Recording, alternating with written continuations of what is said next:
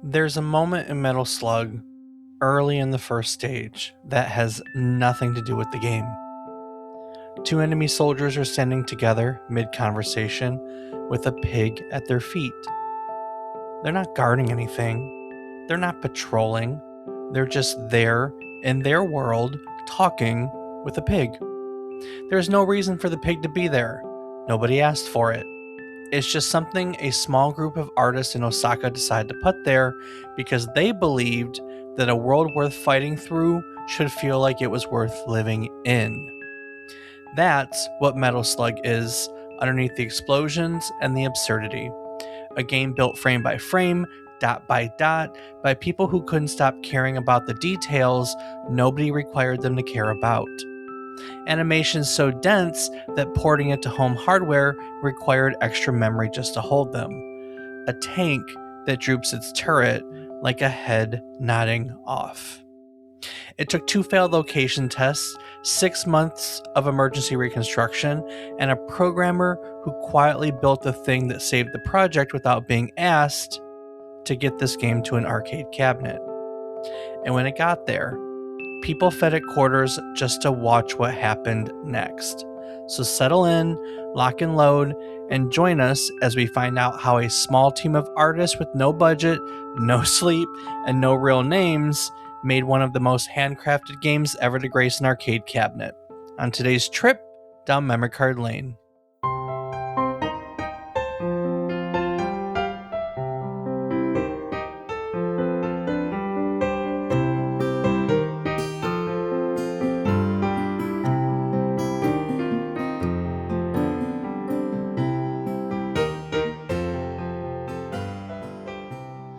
Good morning, good afternoon, and good evening. I hope these words find you well. Hello and welcome to the 295th episode of our video game history podcast, A Trip Down Memory Card Lane. Each week we'll tell you a story relevant to the current week in gaming history. It can be about a game or the people who have created it. It can be about a console or the technology that brought it to life. We often talk about the companies that bring it all together, making our hobby video games a reality. While telling you each story, we hope to teach you something new about the topic, what it took from the world as its inspiration, or what it gave back to the world in its legacy. Today, we are looking back at Metal Slug, the 1996 run and gun arcade classic from Nazca Corporation that combined hand-drawn pixel art, absurdist humor, and some of the most expressive animation ever committed to an arcade cabinet into one of the most beloved games the Neo Geo has ever produced. I'm David Casson, and as always, I'm joined by my co-host, who I have absolutely no doubt would approach Metal Slug the same way he approaches every run and gun. Sprint forward, fire at everything, use every special weapon in the first 10 seconds, die on the first boss, and then spend the next 20 minutes explaining to me why the hitboxes are broken. He's my brother, Rob Casson. Rob, let's be honest about something. You really haven't had to feed quarters into just about anything in your life. So what's your excuse for being this bad at running guns? Well, hey now. Time crisis, man.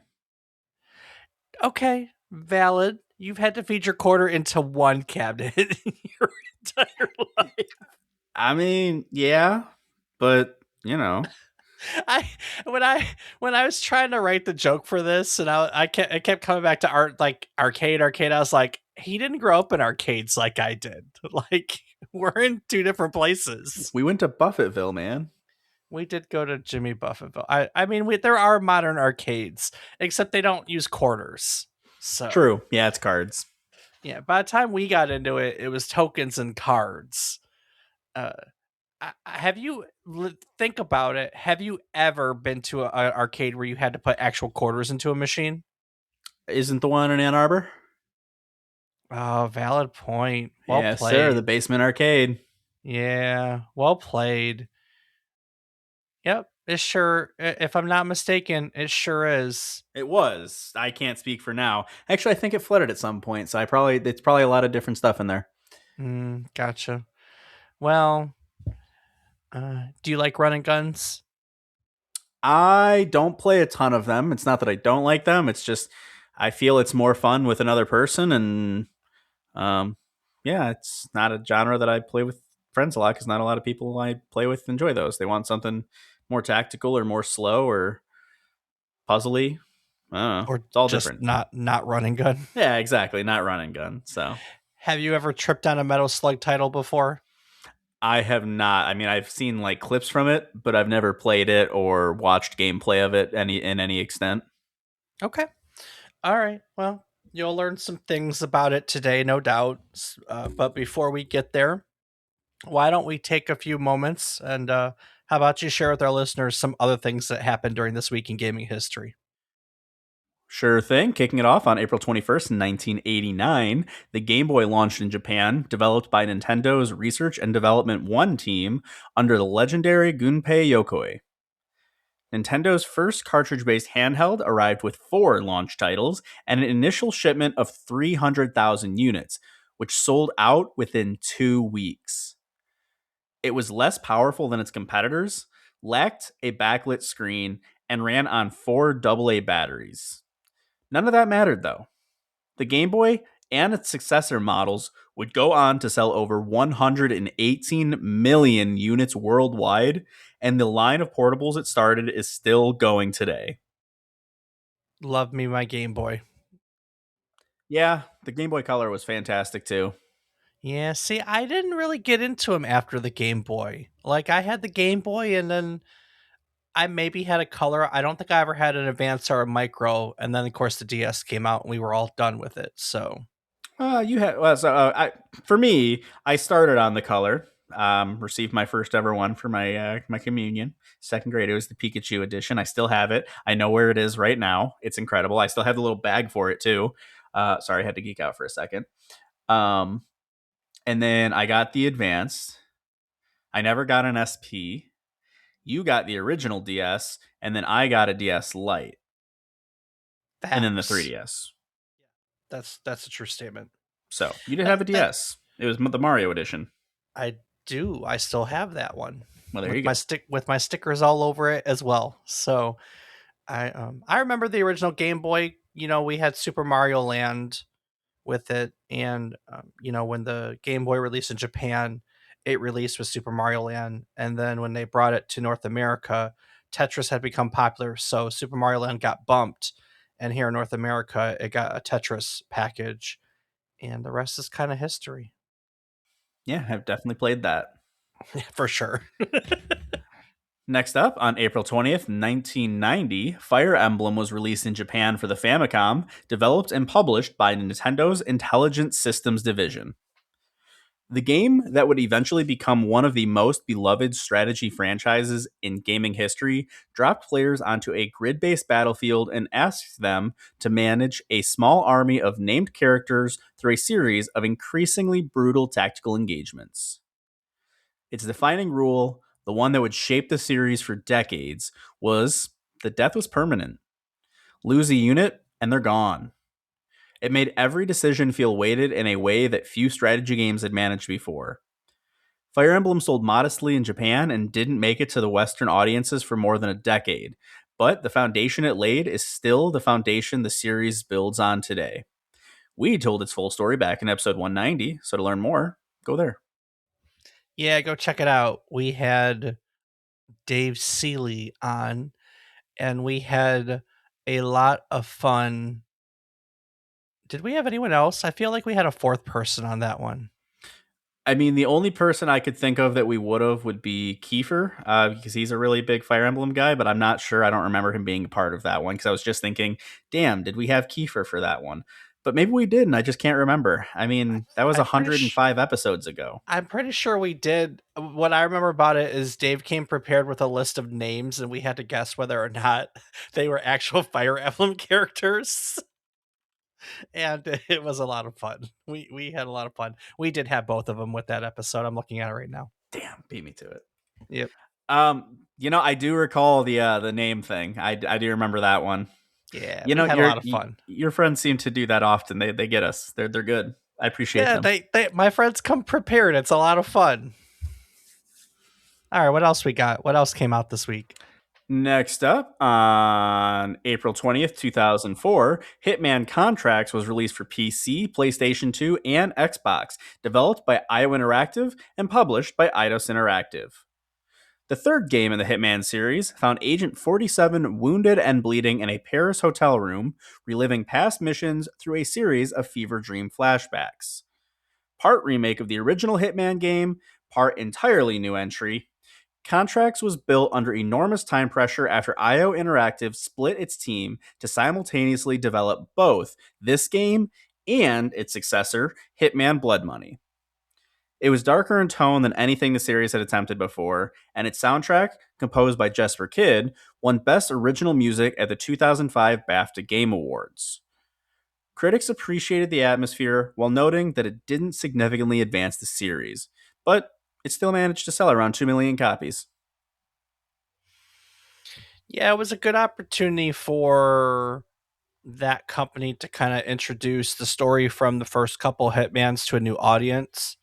You know, it hadn't been published on a broad platform the first go around, and so they had a kind of a chance to take that story and retell it and introduce a new bunch of people into the Hitman universe and lore and so on and so forth. And from there, the series really had an opportunity to take off, and we have a really great and rich Hitman universe today.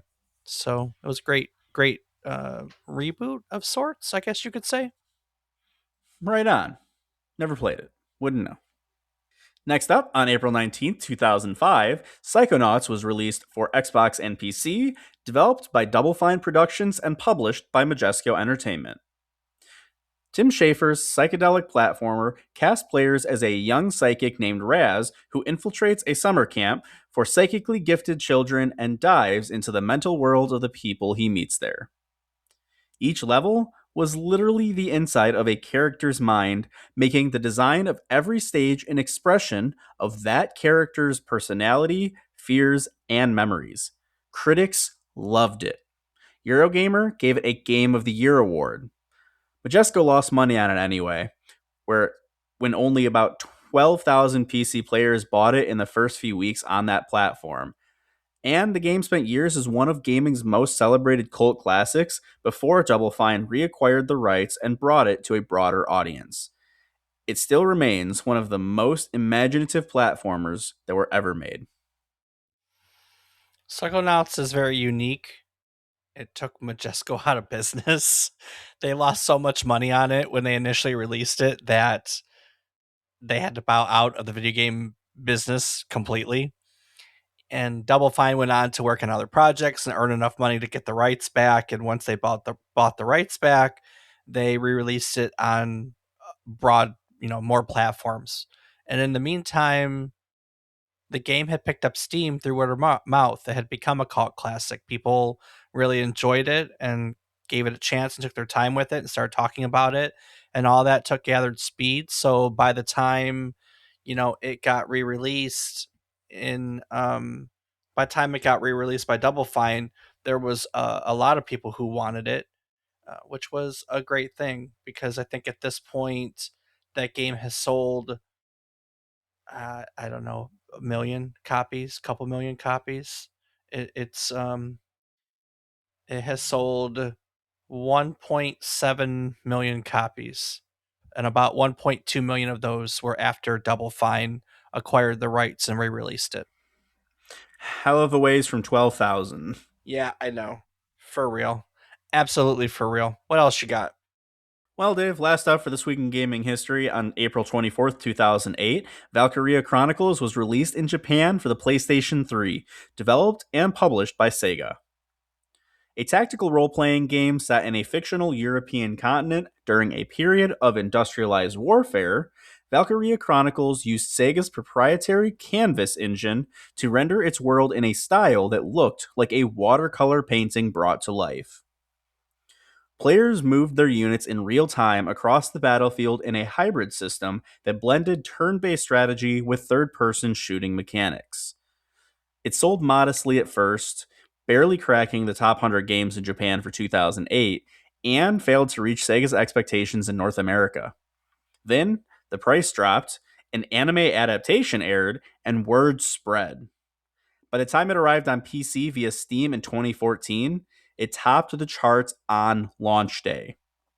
It has since become one of the most beloved tactical RPGs ever made. Valkyria Chronicles, very unique setting.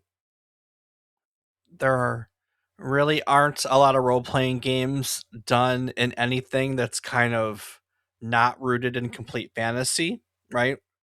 So you have a game and it's fantasy, but it also takes place in like Europe after a world war. That's the industrialized warfare aspect. That's the kind of notion that it has, these 1950s pinups and stuff like that. So it was a really cool setting, very unique, never been seen before. And so people really enjoy it because of the world building in it.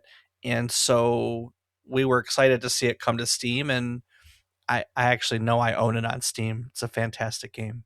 And tactical RPGs aren't normally my thing, but you make exception you make exception on game genres that you don't normally play if the rest of the game is worth drawing you in. Does that make sense? Sure, Dave. Okay. Glad we could talk about it. Well, I don't know much about it, Dave. I never played the game, and I've never done a whole lot with RPGs of most types, especially tactical. So I don't know. But anyway, I don't think people are here to talk about tactical RPGs, but Metal Slug. Yeah, Metal Slug. We're definitely here to talk about Metal Slug. With that, Dave, let's hear the story. What's Metal Ugh. Slug? I have to work today. Ugh. The story of Metal Slug begins not when the game released in 96, not with a tank, but in Osaka in the early 80s at a company called Irem. Irem had been making arcade games since the 1970s, and by the mid 1980s, they had built something genuinely special. They had games like Moon Patrol and Kung Fu Master, and then in 1987, R Type came out. It was a side scrolling shooter that didn't just raise the bar for the genre, it literally moved the bar to a different building. R Type was mechanically brilliant, it was visually distinctive, and it was built on a philosophy that would quietly define everything Irem made afterwards. A philosophy in that the details that nobody was required to notice were exactly the ones that was worth the team obsessing over. That philosophy had a name inside Irem, even if nobody called it that. Programmer Shinichi Hamada, who would later work on Metal Slug, described it simply as the art of the invisible. It's the idea that a game should be full of small refinements that players feel without ever really consciously registering them. In this case, it was the way that R Type's fighter tilts slightly when it moves up or down, which creates a sense that something with weight and mass is actually inhabiting the screen, or the way some of the force units in the game trail behind with just enough resistance to feel like they're connected by something physical. None of those elements were required, but they all mattered. The man kind of most responsible for the visual side of that philosophy was a designer known only by his nickname Akio. Kind of keeping with a culture at Irem where developers were actively discouraged from attaching the real names to their work. We know that that was common practice at the time. Western publishers did it, Japanese publishers did it, everyone did it. The reasoning was competitive, right? The market dictated it. Skilled artists and programmers were valuable assets, and the companies wanted to protect them from being recruited by rivals. They didn't want them to become these big celebrities either, where they had to pay them. So by keeping their identities obscure, it kept their profile down and it kept them from being poached to other companies. So basically, the people who built some of the most accomplished games of this era largely did so anonymously, known only by the nicknames that they chose for themselves. Isn't it crazy to think about? And there's people that do it now, but like to think about that all these people did all these work, made all these great games, historical games, right? And they never got credit for them, you know? Yeah, it's pretty crazy when you think about it, but it's just they obviously agreed to it, and it's like I said, sometimes the way it is, you wanted to get your stuff out there, and that's the only way that it was allowed to happen, so you made it happen. Akio's process was really unlike anything his colleagues had encountered. He would begin with a paper sketch and would kind of work out the design and color before touching a pixel. And then he would translate that sketch into dot art, placing each pixel by hand. And what occurred was irritation. The gap between that sketch and the actual pixel grid on a CRT screen really bothered him because the colors to him weren't quite right. The edges weren't smooth. They were squares, they were pixels, they were jagged. And so he started exploiting the natural blurring of CRT screens to simulate color values that didn't technically exist. He described it as thinking in increments of half a pixel, kind of deciding on colors not at the point that the screen could actually display, but at the point between those points. Programmer Shinichi Hamada recalled watching the results appear on a development monitor and thinking that this was simply impossible. That is pretty crazy. It was into this environment, this creativity, this kind of philosophy of detail that a rotating cast of young developers, including these men, would arrive to in the late 1980s and early 90s, each drawn to Irem by something specific. Hamada would become one of Metal Slug's key programmers. He had a simple explanation for why he chose Irem over every other company in Osaka, and that was he just loved R-Type. Irem was his first interview. They made him an offer and he took it without hesitation.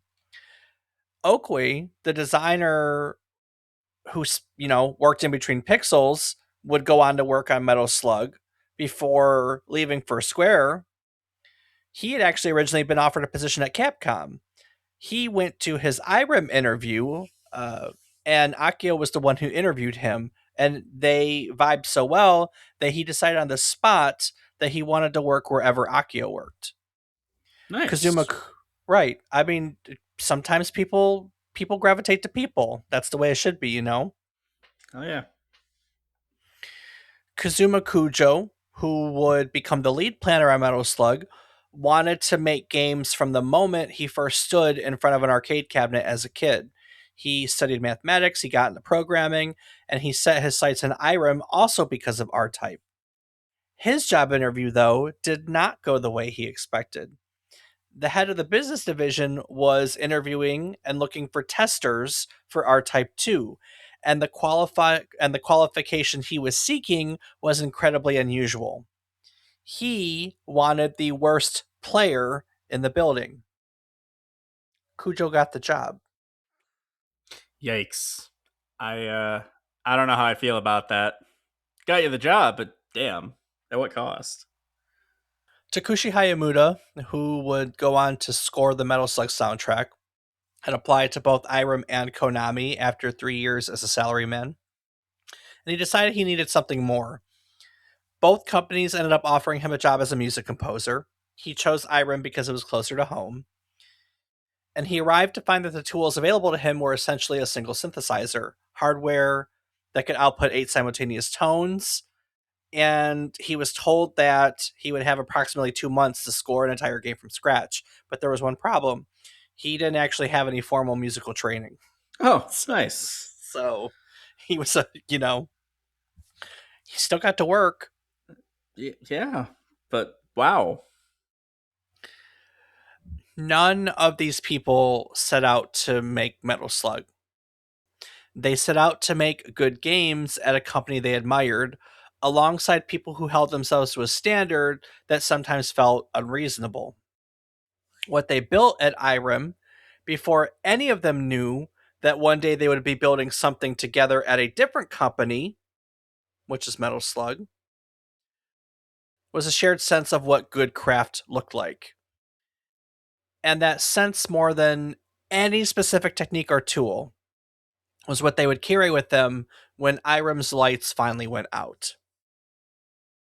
By 1993, the good times at Irem were visibly ending. Interest in game centers was declining as home consoles became more popular and pulled players away from arcades. And for a company that had built its identity on arcade hardware and software, the math was kind of getting harder to ignore.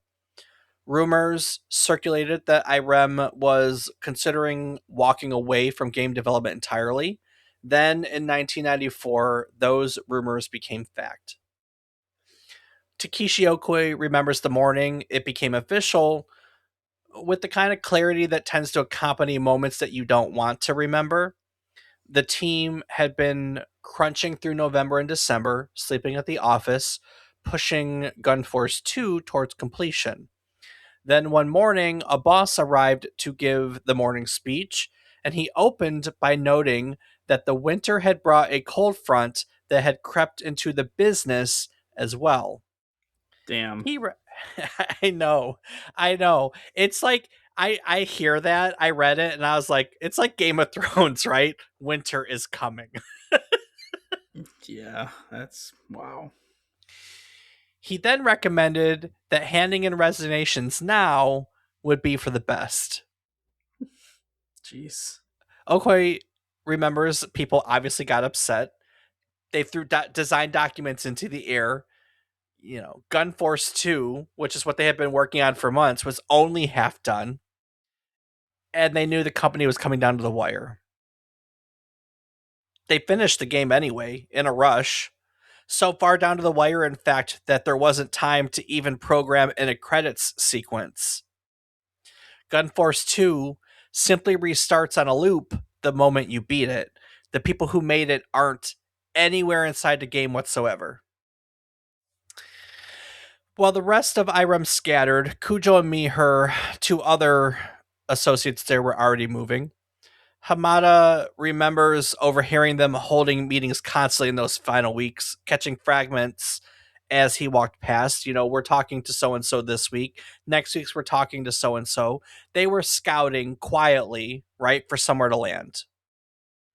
The connection that ended up mattering was an SNK executive who had previously worked at Irem and was still close with one of the managers there. He suggested that a group of departing developers form a subsidiary that would be funded by SNK to keep the team intact and working. Within months of Irem closing its game development doors, that subsidiary existed, and they called it the Nazca Corporation. Now, getting everyone to Nazca required some persuasion. Hamada recalls that the programmer, Ando Kenji, known to the team as just Andy, had his heart set on going to Hudson, specifically because their development department was called a research lab, and he had always wanted to work in a lab. Nice. Kujo and Miher took him out drinking one night. The next morning, Andy had wanted to join SNK, so they are very persuasive people, right?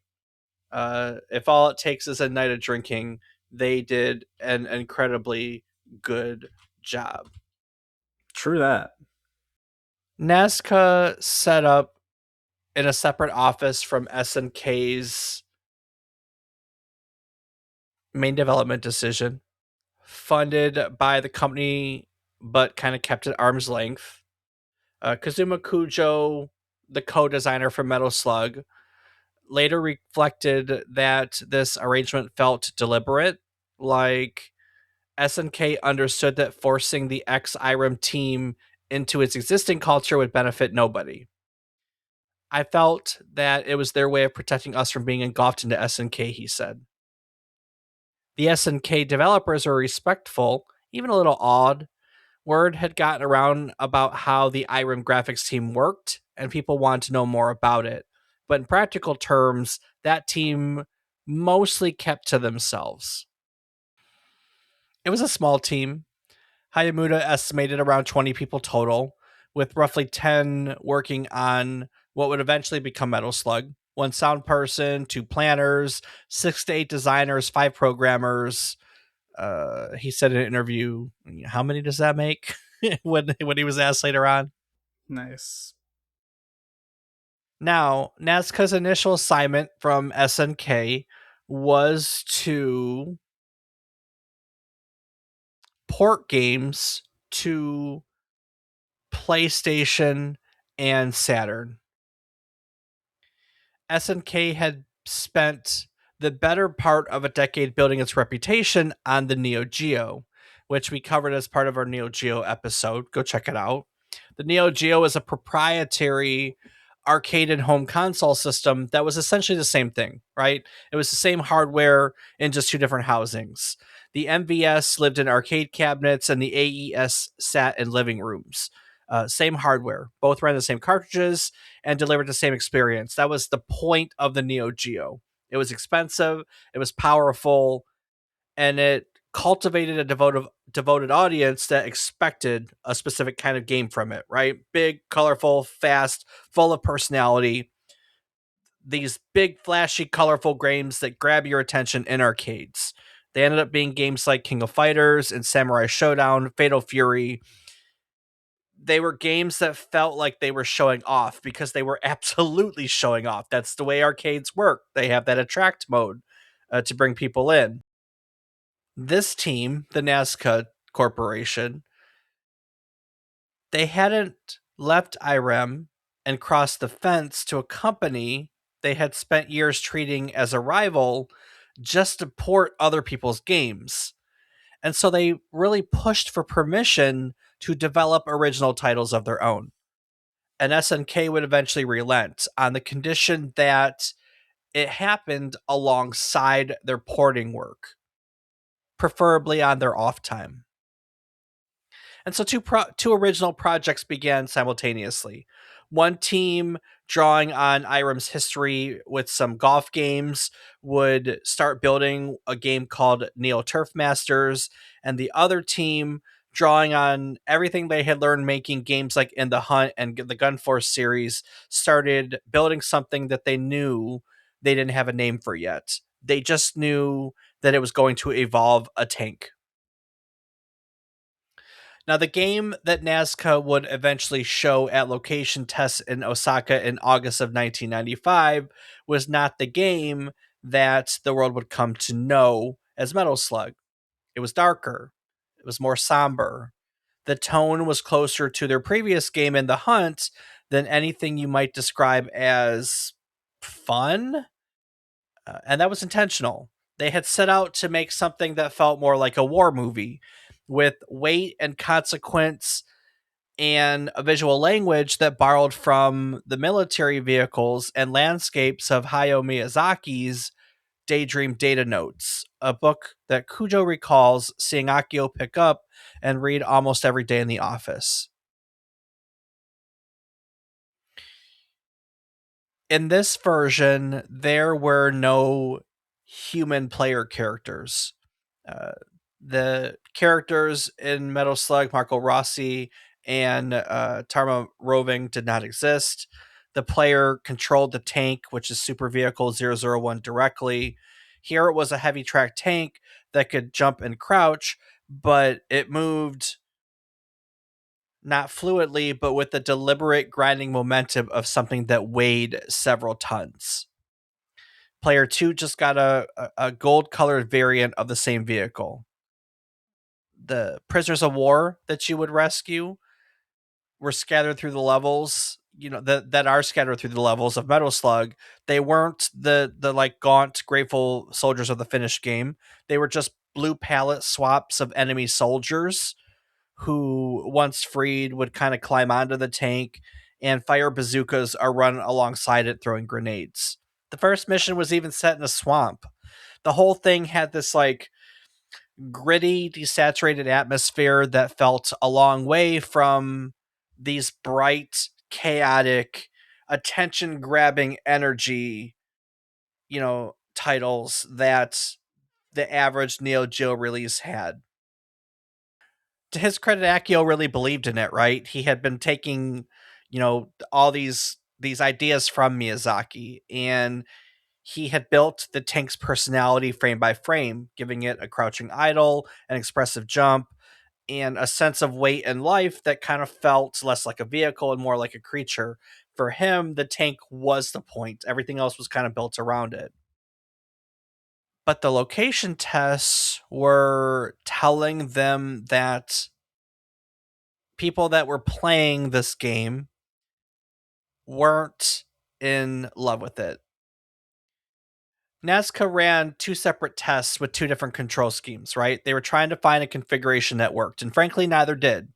Players found the tank that they had built slow and unwieldy. Most were ready to throw the controller down somewhere around the third stage. In this case, not the controller, we're in arcades. Most were willing to quit at the third stage.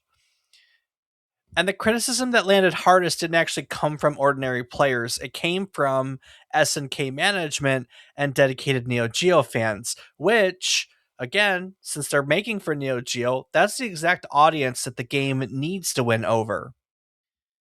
Their verdict was very consistent.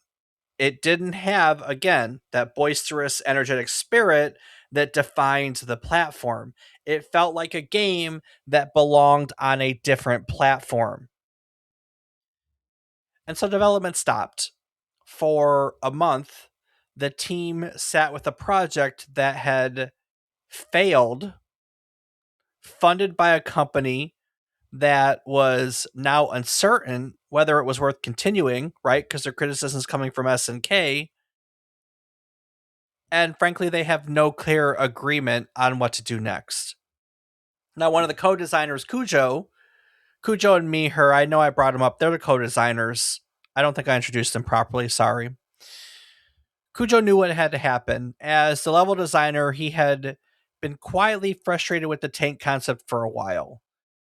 Building stages around a vehicle that size was genuinely difficult. The movements were too bulky for the kind of fast, expressive action he wanted to create in his mind. And so he had a proposal. That was to scrap the tank as the player character, replace it with a human soldier, and then let the tank become something you could climb into and out of. So the tank would become a power up and not the protagonist of the game. He brought the idea to a meeting with SNK's executive managers, and when he proposed it, the room went quiet. And of course, Akio was the first to push back. The team pushed back on him. The tank was what made the game theirs, right?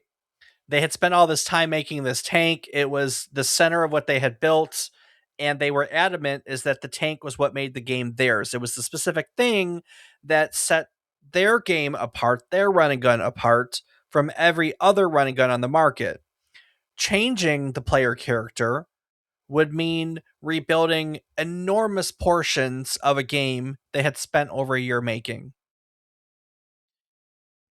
And even after the executives made the call to proceed with the change, that unease didn't lift. Cujo later reflected that there was no acknowledgement from the team that the decision was right. They just started working on it. And so it was actually Shinichi Hamada who quietly would move things forward at that point. Hamada had kind of been watching the meetings and reading the room, sensing what nobody was quite willing to say out loud. He felt that everyone privately believed that the game needed a human character. They just weren't saying it. So he did something that nobody had asked him to do. He took that existing enemy soldier and built a working prototype of the game with a human player character just to see what it felt like. And he showed it to planners. And then he brought it to the development meeting. So at that point, we know that they're switching to human characters, right? He felt, as he put it, that things all would work out. So people didn't like it, and then they did when they saw it. Yeah, essentially, that's exactly what fair. happened. Okay. Yeah. Yeah. Yeah, they saw it, but they also, it's complicated because they didn't, right? Because Hamada and the team had walked into the meeting expecting to have solved a problem, right? The problem was that their location tests failed and they didn't know what to do. And in their mind, there were easy solutions for their problems. What they walked out with was significantly more work than what they had started with, right? Because now they have to rebuild the majority of the game. True. So what followed was like 6 months of emergency reconstruction on a game that had already taken over a year to build. You know, the snow stage, which is one of Mihir's levels, had to be recreated from entirely from scratch. The prisoner of war system had to be redesigned from the ground up. Enemy bullet behavior had to be recalibrated for a human target rather than an armored vehicle. Levels had to be lengthened because the on foot soldiers are faster. So when you had a faster pace of a human, the levels were too short, so they had to lengthen levels. Backgrounds that had been built around tank scale movement had to be redrawn to make that same scale make sense at human, right? With just the player. So it's a lot more work than one would think when you get rid of the tank and the scope already built around it. Yeah, that's fair. Hamada remembered finishing work at 2 or 3 in the morning, climbing into his sleeping bag under his desk, and being back at his workstation before 9 a.m. One of the programmers, Andy, who had been persuaded to join the team over drinks, was found by Okui asleep in the elevator hall one morning. Another time, Okui said he found him on the floor next to the toilet. Nice. These guys were putting in the work, man. True. That's very true. And then at one point, Okui himself was gone. During this kind of 6 months of crisis reconstruction, the point at which this project was likely at its most fragile state, when this team was the most stretched, one of the game's key designers, Okui, would leave Nazca to take a position at Square. He went on to work on Final Fantasy VII as a background designer. He has later said that what he felt about leaving wasn't pride at all, it was regret. He felt guilty that he couldn't be there to finish the game, but also background designer on Final Fantasy VII. Let's be honest, right? He moved to a game that literally revolutionary, changed not just his genre. Metal Slug is phenomenal, right? Metal Slug is a phenomenal running gun. Final Fantasy VII changed the gaming industry. Yeah, that's definitely true. So, yeah, I'd say it all worked out. Yeah. So Nazca was a man down, working around the clock, rebuilding something they weren't sure anyone believed in toward a deadline that they had already blown past once. So now we're here, decision made, clock running. The team just, puts their heads down and build the game that would actually ship, you know, and what they built under pressure, shorthanded, sleeping under their desks, was something that people are still talking about 30 years later.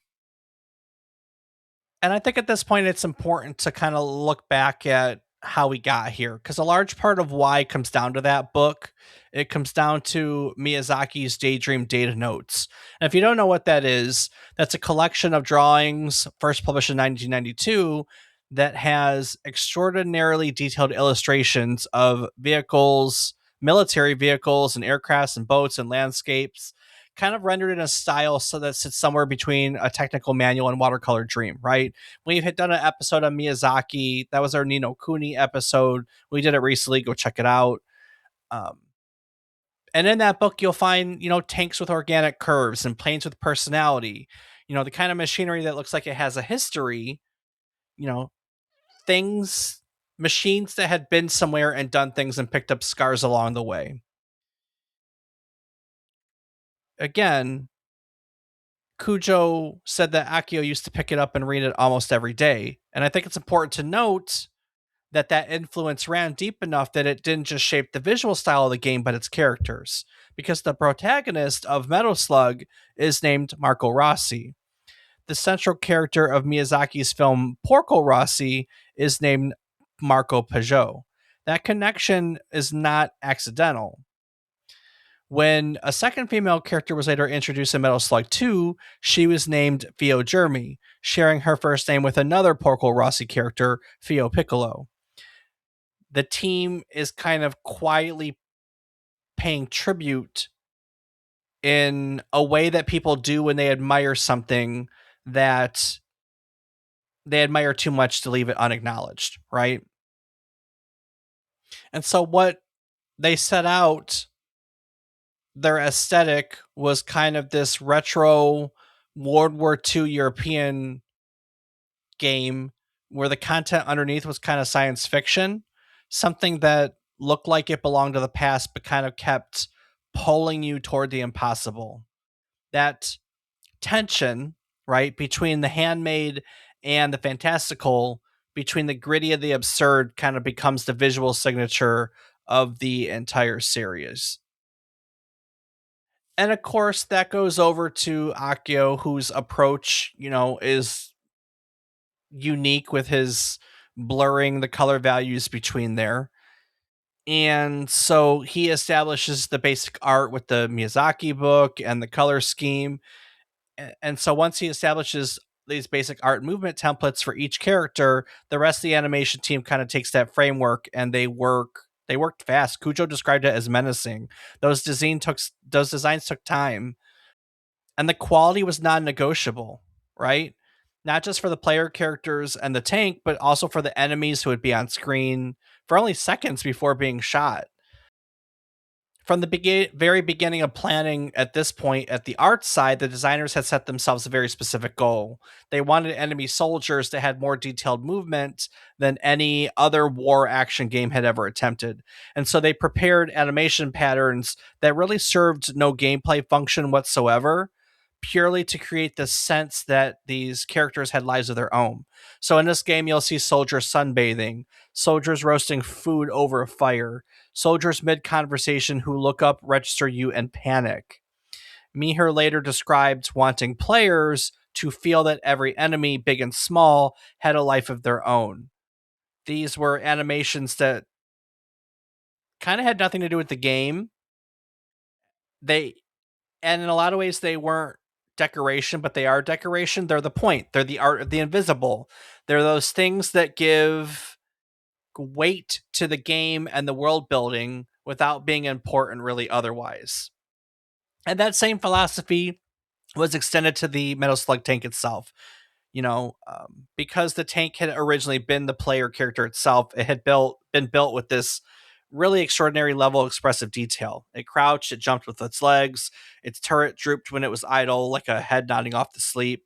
When it takes a hit, it reacts. The tank had been designed to feel as a living thing. And even after it was demoted from protagonist to power up, all of that personality remained. So Akio and his design team were building that visual world. Takushi Hayamuda was building the one that players would hear, right? And his influences are not what anyone would have predicted. He cited the Thunderbirds, the British puppet adventure series from the 1960s, and progressive rock, like specifically Emerson, Lake and Palmer, as the primary inspirations for Metal Slug's soundtrack. He was working with a synthesizer and a hard limit, 8 simultaneous tones, that same constraint that he had been navigating with since his first days at Irem. But the philosophy he brought to the work was shaped by something Kujo had really articulated about arcade game design more broadly, that you don't save the best for last when you don't know if the player will ever get that far. That's actually a really good point, right? Yeah, I'd say so. The moment the coin drops, you give them everything. So Hayamuda built a soundtrack that opened at full intensity and it stayed there. Now, the hardware they were testing all of this on was by the standards of the work being produced, a little precarious. The Nazca team had actually built their own prototype RAM boards because SNK's standard testing equipment was too slow to update efficiently. These custom boards worked mostly, but they were prototypes in the truest sense. On one occasion, there's an anecdote where a programmer named Quichin was running a test when the board overheated and caught fire. Nice. The team rushed over, and the first question out of everyone's mouth, Hamato recalled, was whether the RAM board was all right, not the programmer. Well, they could probably see that he was fine. I agree.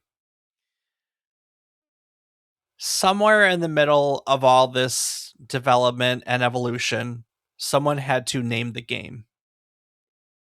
The tank at the center of it all moved like a living thing, low and grinding, hauling itself across the ground on its tracks.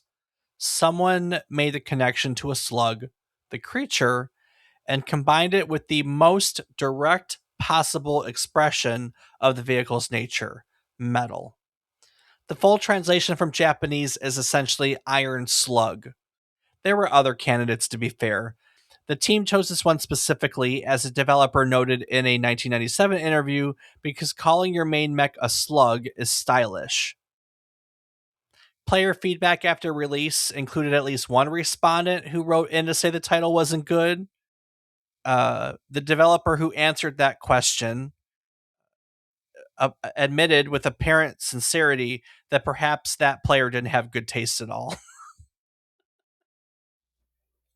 That's a response.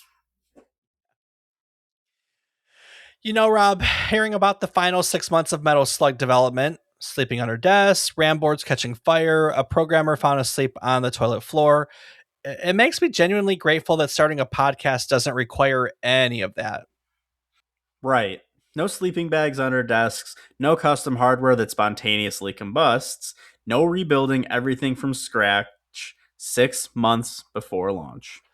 Exactly. And that's largely because we use Zencaster, right? It's an all in one podcasting platform that takes the chaos out of the process entirely. You just log in from your browser, hit record, and you're instantly capturing studio quality audio and up to 4K video. There is no complicated setup, no prototype equipment, no chance of anything catching fire. But what about when things go wrong mid recording? Because they always do.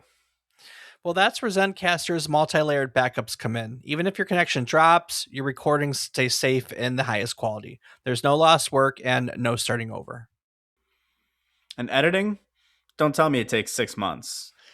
Not even close. Zencaster's post production tools automatically clean up background noise, trim filler words, and balance your audio. The polish happens without the grind. And once it's done, how do I get it out there? Well, Zencaster distributes your podcast directly to all the major platforms like Spotify, Apple Podcasts, and more, all from one dashboard. It's all one place: record, refine, release. So basically, the opposite of shipping Metal Slug. Pretty much. If you're interested, go over to zencaster.com/pricing and use our offer code, all one word, memory card lane, and you can get 30% off the first month of any Zencaster paid plan. If you've got a story to tell, Zencaster makes sure that the only thing catching fire is your content. No RAM boards required. That's exactly right. Head over to Zencaster, use our offer code, all one word, memory card lane, and you can get 30% off your first month. All right, Dave. So after all of that, was it worth it? Well, Metal Slug shipped on April 19th, 1996 for the Neo Geo MVS arcade system. The home console release on the AVS would follow 5 weeks later.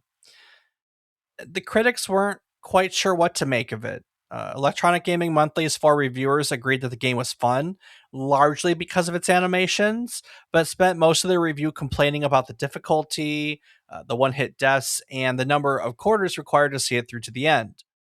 GamePro, to be fair, was a little more generous, calling it a soldier slamming, side scrolling tour de force that dwarfed recent offerings on the Neo Geo, while still noting that it was short and lacked replay value.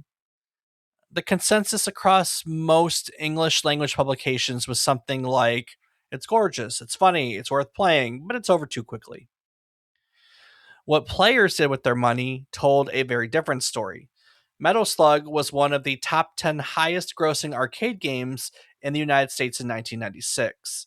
In Europe, SNK's regional president sold more than 5,000 AES home console copies within a month of release. That was the best sales record he had ever achieved for a single title on the platform. In comparison, they had only moved about 2 to 3,000 units of King of Fighters, which is often seen as one of the marquee titles for the Neo Geo. And Metal Slug nearly doubled that. When he asked why he thought when he was asked why it sold so well, he thought that it was because no one had ever seen animation like that before. It had a handcrafted taste that they and he all really liked. The Saturn port of Metal Slug released in Japan in April of 97. It required a 1 megabyte RAM expansion cartridge just to hold all of the animation frames from the arcade original. The animation was so dense, so numerous, so carefully constructed that contemporary home hardware like the Saturn needed extra memory simply to contain it. That's impressive. And then the sequels would come quickly. Metal Slug 2 arrived in 98, adding new characters, new transformations, but also a notorious slowdown problem that emerged when too much was happening on the screen at once. The team later acknowledged that the slowdown probably came from being able to do significantly more than they could before, but not quite having an understanding of where that ceiling was. SNK would address that problem by releasing Metal Slug X the following year. That's a rebalanced and refined version of Metal Slug 2 that is kind of considered by fans to be the definitive edition of the game. Then came Metal Slug 3 in 2000. It has branching stage paths and outrageous new enemies, a final level that kind of plays like a miniature film. For many players and fans, Metal Slug 3 represents the absolute peak of what the original Nazca team was capable of. It was the point wherein every lesson learned across the first two games and at their combined years at Irem was kind of fully expressed. It's also the last Metal Slug title that the core team would make together, because by that point, SNK was already in trouble. The company had been acquired by a pachinko manufacturer called Aruze, and by the early 2000s, it was unraveling. In October of 2001, SNK declared bankruptcy. The original Nazca team by that point had already been absorbed into SNK after the first game's success and kind of scattered around the place. Some moved on to other studios, some left the industry. Takushi Hayamuda, the guy who had scored the three Metal Slug games, quit his job because he was young and deeply into bass fishing and wanted to spend all his time doing that. All right, then. He later reflected that even while working on Metal Slug, he had spent every free moment by the water, and of course the success afforded him that luxury. The subsequent games in the series, Metal Slug 4 and beyond, were made by different teams with smaller budgets. And without that really specific mix or alchemy of people who had learned their craft together, working as a team over a decade at the same company.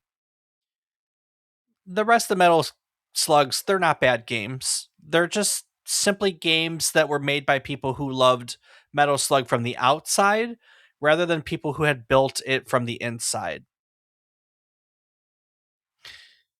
What the original team left for them was something that resists easy categorization. It was not supposed to exist, right? Metal Slug was a side project made on borrowed time by a group of developers working for a company they had previously considered a rival, rebuilding a game that had already failed twice from the inside out.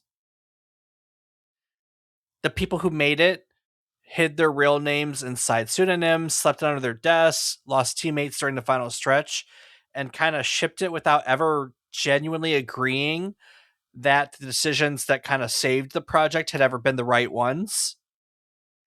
And yet, it sold twice as many copies as King of Fighters. It had animation in it that required an extra RAM cartridge to port to other systems. The enemy soldiers in the game with movement patterns that serve no gameplay function are in there purely because someone believed they deserved to feel alive.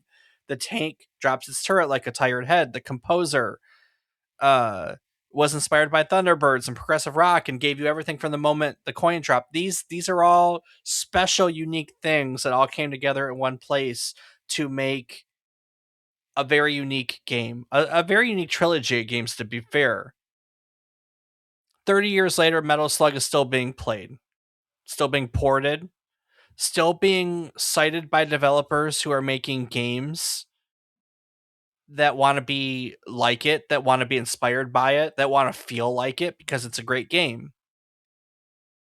That original team at Nazca, working under names like Akio and Miher and Hamachan and Hia, made one of the most technically accomplished and joyfully expressive arcade games ever produced.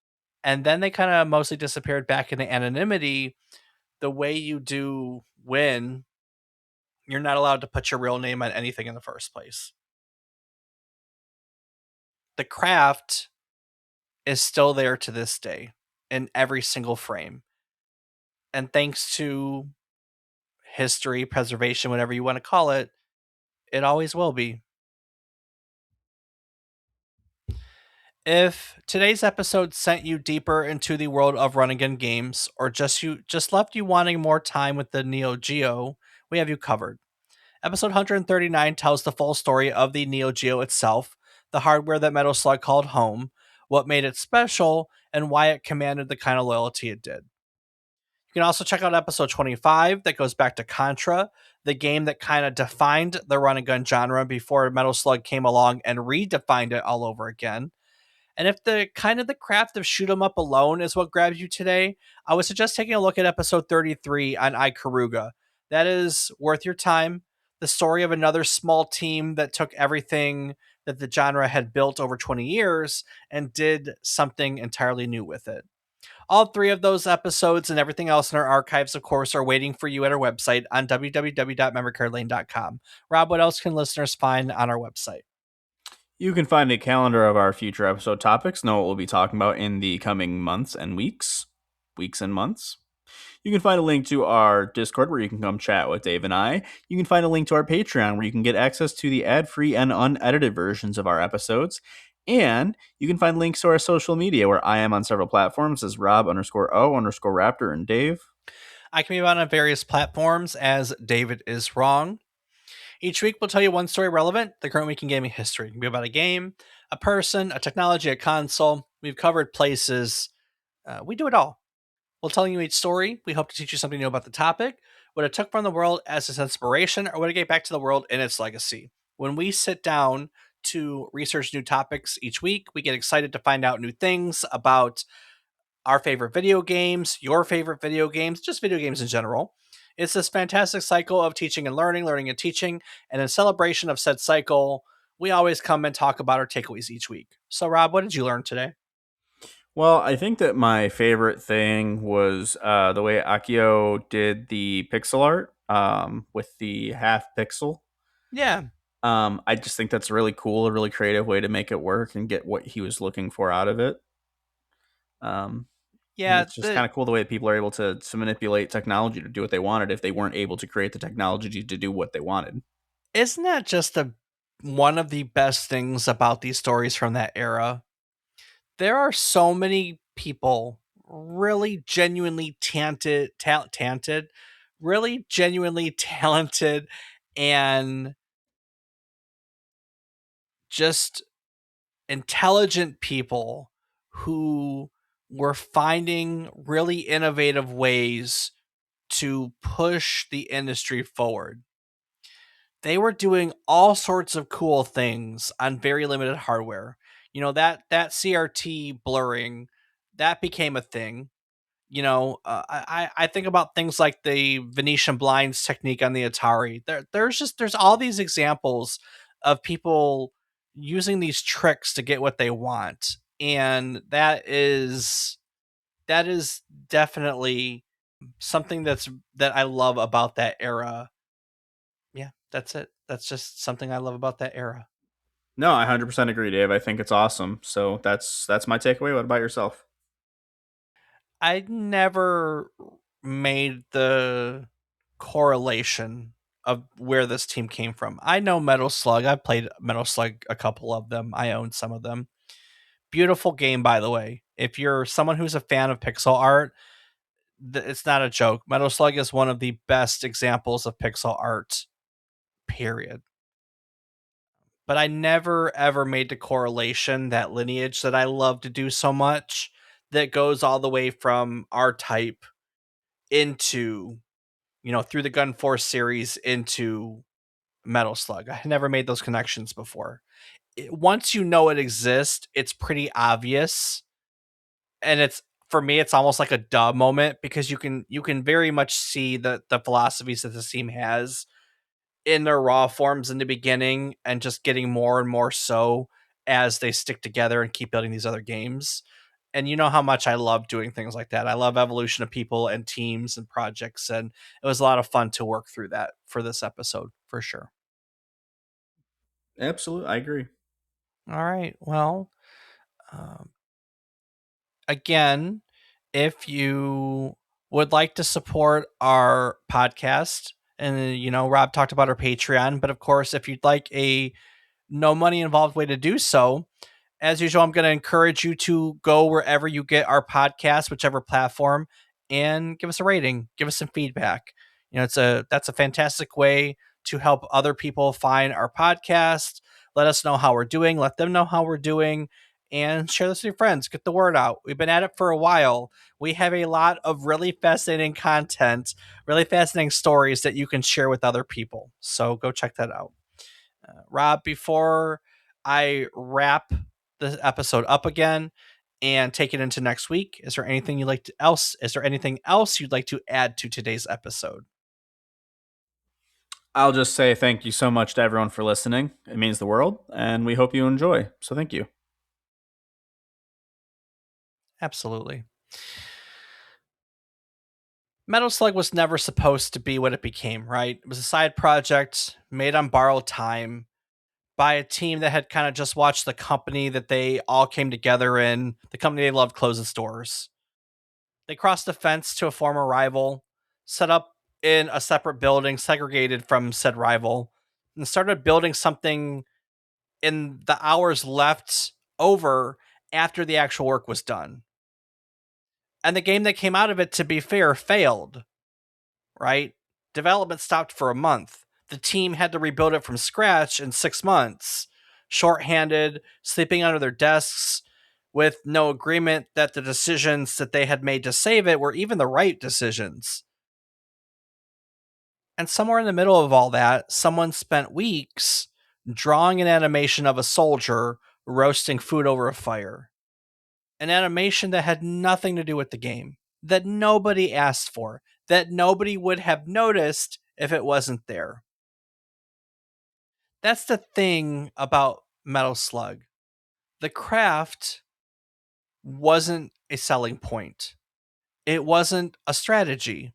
It was just what these people did, because Irem had taught them that high quality wasn't aspirational, it was simply expected. They carried that with them out of Osaka and into a small office funded by a company they used to compete against. And they put it into every single frame of a game that the world almost never got to play. Thankfully, 30 years later, people are still able to feed it quarters.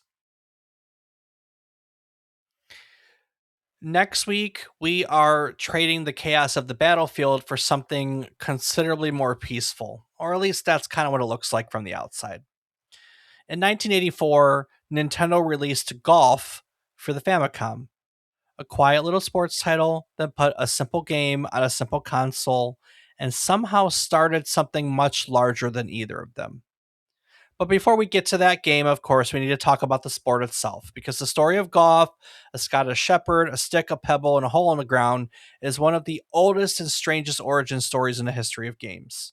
It's a pastime that survived royal bans, crossed oceans, and eventually found its way onto a little screen in the hands of millions of people who had never once set foot on a fairway.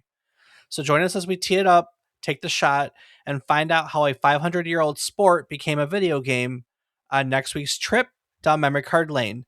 Do the thing. Ba-ba-da-ba-ba-ba-ba-wow.